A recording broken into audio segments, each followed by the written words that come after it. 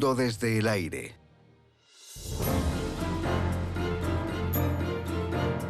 Sudáfrica.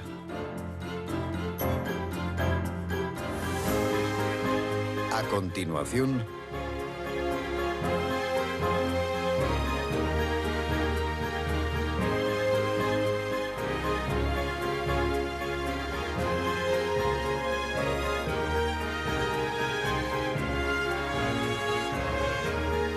del río Orange a las montañas de Cederberg.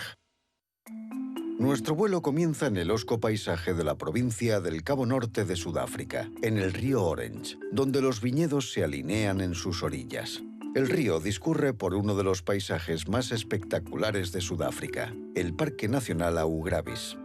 Nos dirigiremos hacia el oeste, hacia el Océano Atlántico y la Costa de los Diamantes, donde dichas piedras preciosas fueron descubiertas por primera vez en 1908. Gran parte de la costa está deshabitada hasta que llegamos a Lambert's Bay, donde los turistas viajan desde Ciudad del Cabo en el sur, y unos pocos afortunados pueden permitirse construir casas con vistas al mar. En el interior se sitúa Clan Williams, donde se cultiva el té rooibos, el único lugar en el mundo donde florecerá. Nuestro último destino serán las espectaculares montañas Cederberg, de las más antiguas del mundo y cuyas formaciones rocosas son espectaculares. Gran parte de la provincia de Cabo del Norte es un paisaje desértico donde los grandes antílopes llamados Gemsbok u oryx sudafricanos medran en estas adversas condiciones. Viven en rebaños de entre 10 y 40 animales, y principalmente en el desierto, sin depender del agua, ya que complementan su consumo durante la estación seca con melones y pepinos silvestres que les proporcionan casi toda el agua que necesitan. En este árido paisaje fluye el río Orange. Es el río más largo de Sudáfrica, con algo más de 2.000 kilómetros. Nace en las montañas Drakensberg, en la pequeña nación de Lesoto, y discurre hacia el oeste del país antes de girar hacia Namibia, al norte, y desembocar en el Océano Atlántico. Cerca de la ciudad de Appington, riega a varias bodegas que comenzaron su producción en 1965. La mayor es Orange River Cellars, que cuenta con 6 bodegas a lo largo de esta estrecha franja de tierra fértil.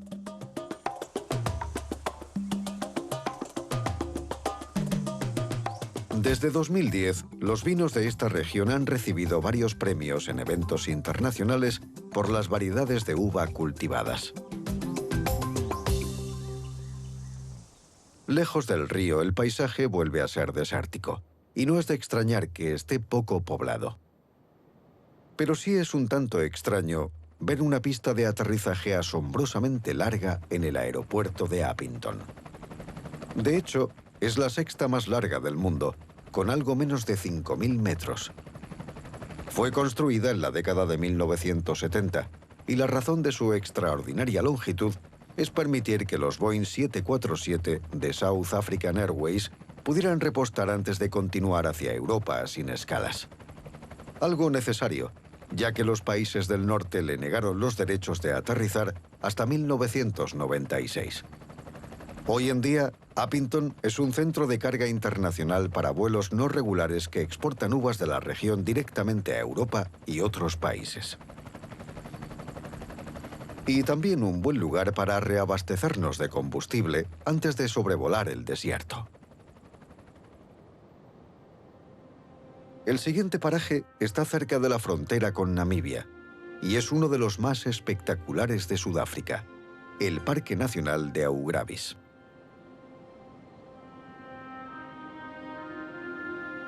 Los hotentotes originales llamaron a esta región con este asombroso paisaje Okorribes, o lugar de gran ruido, y con razón.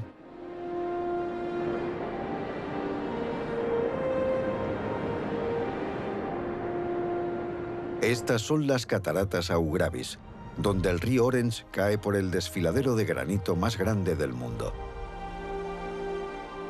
Durante miles de años, La fuerza del agua ha tallado el desfiladero por debajo del nivel del agua, hasta una profundidad de unos 100 metros. La profundidad total de la garganta es de 240 metros. Cuando el río se inunda, cae 4 veces más agua por segundo que en las cataratas del Niágara.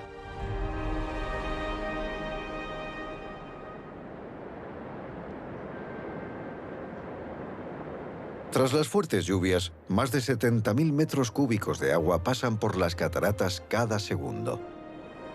Un volumen de agua con el que se llenarían 3 piscinas olímpicas en un abrir y cerrar de ojos. Es verdaderamente espectacular.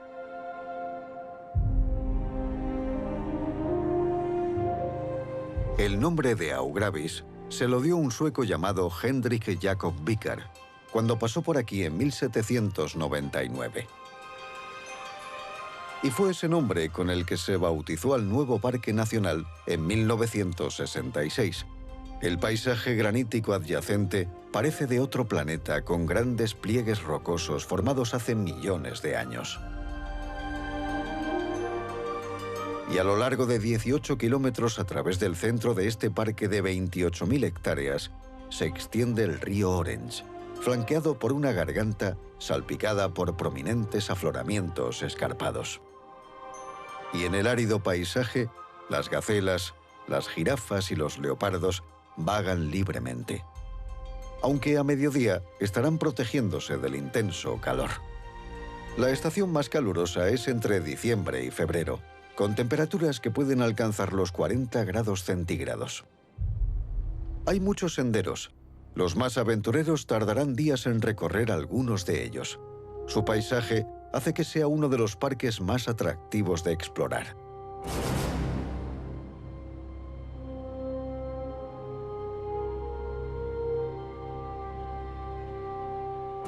Hay cabañas rústicas para pernoctar, equipadas con literas y colchones, aseos, agua potable, leña y algunos utensilios de cocina. Pero no tienen electricidad ni duchas. El hombre ha habitado esta zona desde la Edad de Piedra y se han encontrado evidencias de que desarrollaron armas para cazar animales como hipopótamos. Se asentaron cerca de una gran fuente de agua, al igual que los agricultores de hoy que hacen uso de la delgada franja de tierra fértil a orillas del río. Pero lejos del río, en este paisaje seco y semidesértico, no crecen muchas cosas. Sin embargo, hay un árbol que se ha adaptado perfectamente a las temperaturas extremas y al suelo estéril: el aloe gigante. Su silueta es característica en esta región de la provincia de Cabo del Norte. En invierno, cuando lucen cientos de flores, bandadas de aves se sienten atraídas por su abundante néctar, y los babuinos las arrancan para obtener el dulce licor.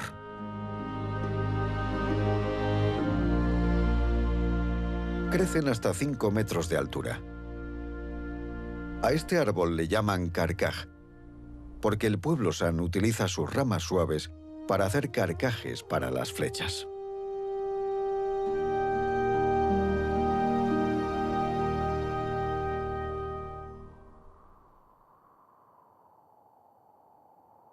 A medida que nos dirigimos hacia el oeste, en dirección a la costa, nos encontramos con un paisaje estampado que nadie sabe con exactitud cómo se formó.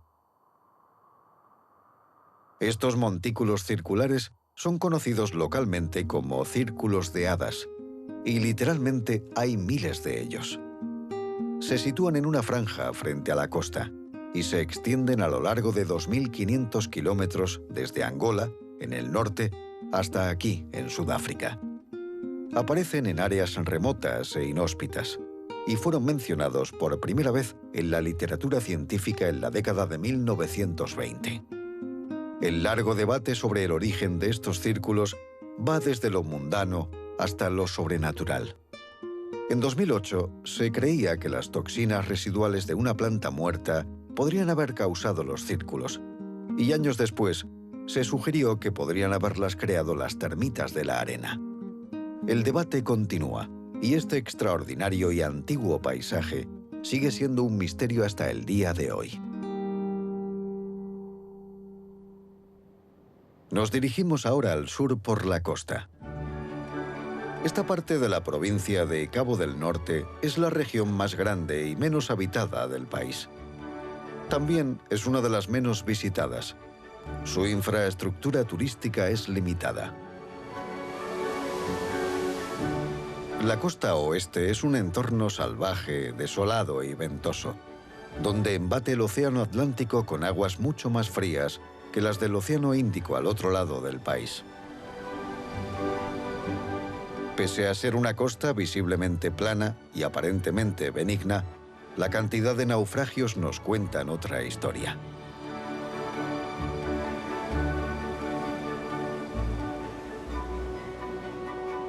Los vientos del oeste y las altas mareas han arrastrado a muchos barcos al litoral, donde se corroen silenciosa y gradualmente. Una ruta turística de vehículos todoterreno, llamada Tour de los Naufragios, lleva a los visitantes por carreteras costeras de arena, guijarros y rocas. Para muchas aves marinas, como los cormoranes, los pecios son lugares espléndidos para anidar. Son aves muy comunes en Sudáfrica, sobre todo aquí, en la costa oeste. Construyen nidos poco profundos con algas, palos y guano, y viven en densas colonias distanciadas por orden jerárquico.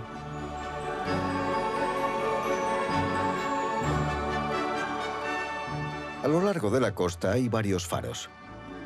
Este es el faro Grun-Riviermond, una torre de hormigón de 17 metros de altura construida en 1988.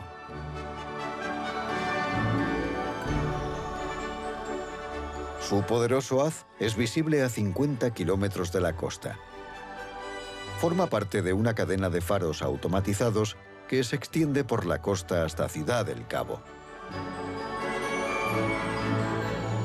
Cada faro tiene su propia secuencia lumínica, indicada en los mapas de navegación para que los barcos, de noche y quizás en peligro, sepan de qué faro se trata y en qué punto de la costa se encuentran.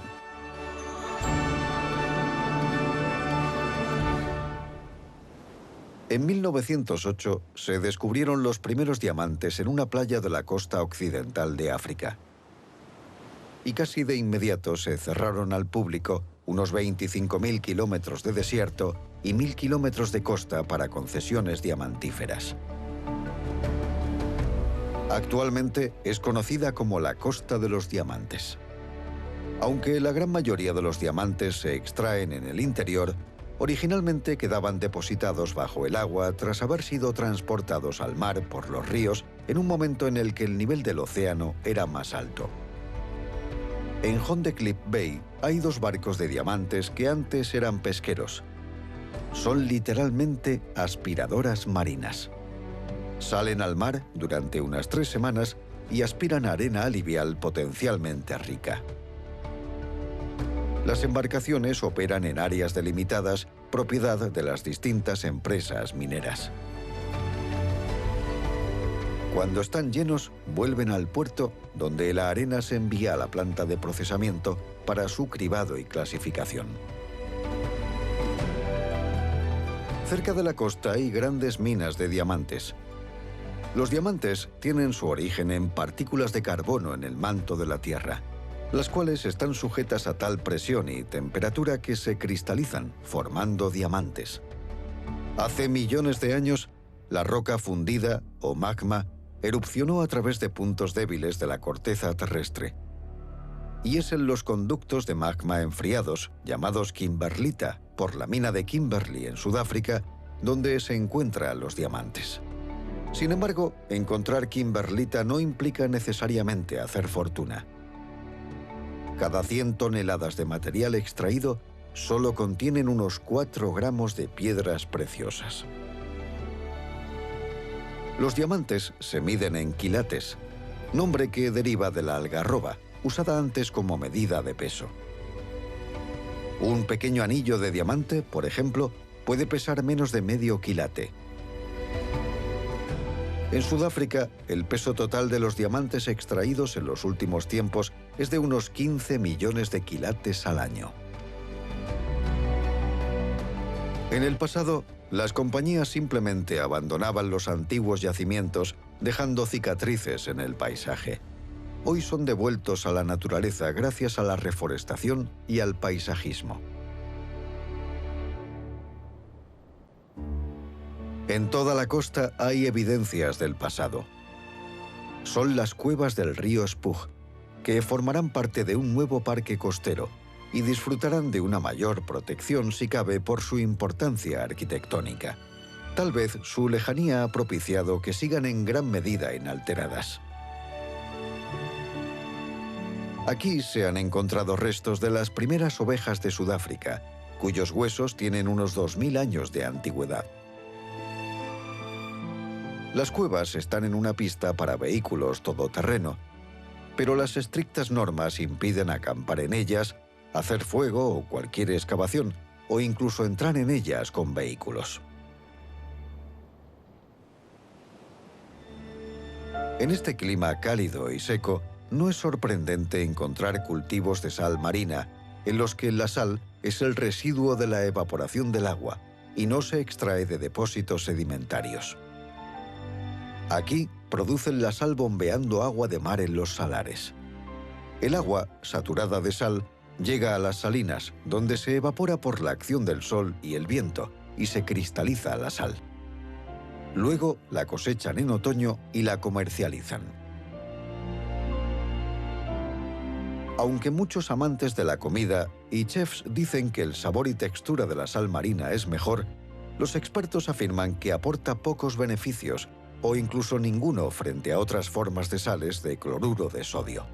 Sin embargo, es cierto que la sal de mesa se procesa más para eliminar los minerales y generalmente contiene un aditivo antiapelmazante. Seguimos hacia el sur sobrevolando playas vírgenes.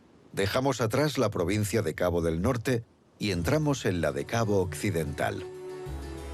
El aislamiento de este paisaje está a punto de terminar. Estamos a solo 300 kilómetros de Ciudad del Cabo, lo suficientemente cerca como para que sus residentes construyan residencias vacacionales. A medida que nos acercamos a Lambert's Bay, solo las familias más acomodadas pueden permitirse estas casas de lujo con sus espléndidas vistas a la costa.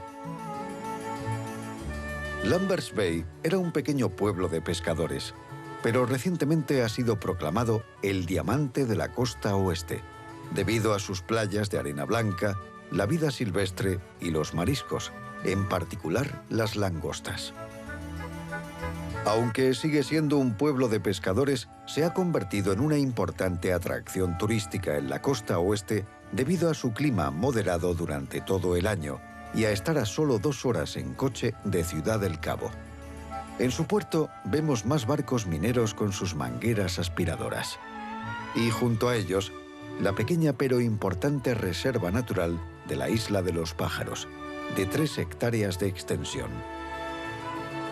Es una de las 6 colonias de cría de alcatraces del Cabo del mundo y una zona de anidación de otras aves marinas como los cormoranes y las gaviotas dominicanas. En la playa, al sur de la ciudad, se encuentra el restaurante Mous Boscum, considerado uno de los 10 mejores del país. Empezó siendo un lugar de encuentro para familiares y amigos, hasta que se convirtió oficialmente en un negocio en 1986. Ahora ofrece los mariscos más frescos y un amplio buffet, para cuyo disfrute se emplean más de 2 horas. Nos alejamos de la costa hacia el interior, rumbo al lago de la presa de Clanwilliam. En el trayecto sobrevolamos estos campos rayados que solo se pueden apreciar bien desde el aire.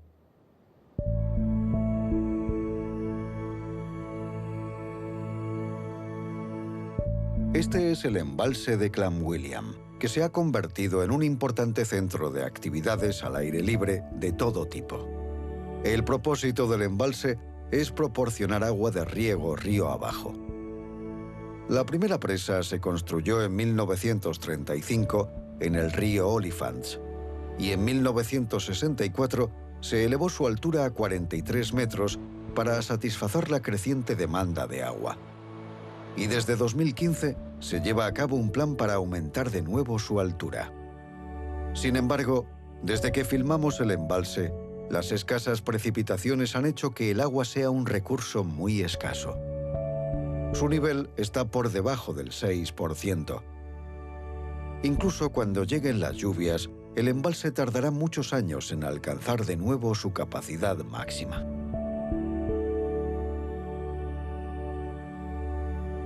Llanwiliam es además el único lugar en el mundo donde se cultiva té rooibos. Y ante nosotros vemos la plantación Red Tea, uno de los muchos pequeños productores de té de la provincia. El nombre rooibos se traduce como arbusto rojo. Era una infusión tradicional de la región, pero hasta la década de 1930 no se desarrolló un método de producción adecuado. Para hacer rooibos rojo se recogen las hojas, se cortan y se dejan secar al aire de la montaña sobre grandes losas de hormigón, adquiriendo así su color rojo intenso poco a poco. La clave está en que el té rooibos no tiene cafeína. También es un té refrescante con un suave sabor y un ligero dulzor natural. Y a diferencia de muchos otros tés, que pueden ser un poco amargos, el rooibos contiene niveles muy bajos de taninos, de modo que no importa cuánto tiempo deje su bolsita de té en la taza. El té rooibos siempre permanecerá delicado y ligero. El rooibos crece en las estribaciones de nuestro destino final, las extraordinarias montañas de Cederberg. En 1973, unos 700 kilómetros cuadrados de esta cadena montañosa se convirtieron en el área protegida de Cederberg, administrada por Cape Nature, el organismo gubernamental responsable de las reservas naturales de Cabo Occidental. Esta zona montañosa es conocida por sus espectaculares formaciones rocosas, esculpidas por el viento y el agua a lo largo de millones de años. Casi toda la zona está formada por rocas sedimentarias, areniscas y esquistos, y se formó hace unos 130 millones de años, antes de que los continentes africano y americano se distanciaran, creando lo que hoy es el Océano Atlántico.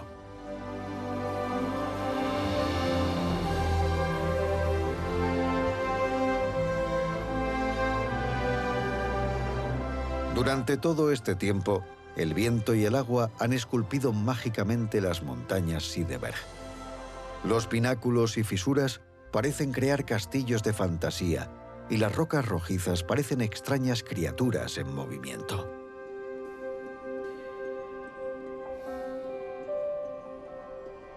Este extraordinario paisaje forma parte de la región floral del Cabo y ha sido declarado Patrimonio de la Humanidad por la UNESCO. La región también es rica en fauna.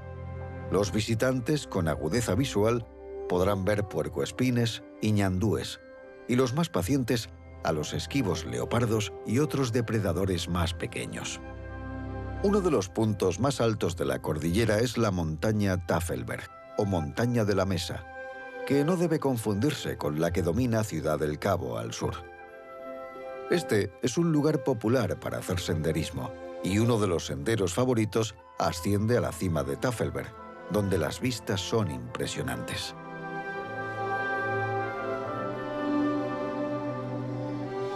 Otros senderos llevan a los excursionistas más allá de dos hitos naturales.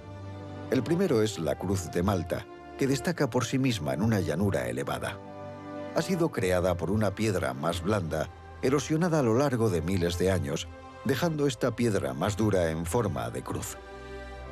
Un espectacular ejemplo de cómo la naturaleza esculpe una obra de arte natural. Pero hay una formación rocosa aún más espectacular en los picos de las montañas de Cederberg. El Arco de Wolfberg, donde de nuevo la roca más blanda se ha erosionado dejando esta asombrosa formación casi arquitectónica. El lugar perfecto donde concluir este vuelo.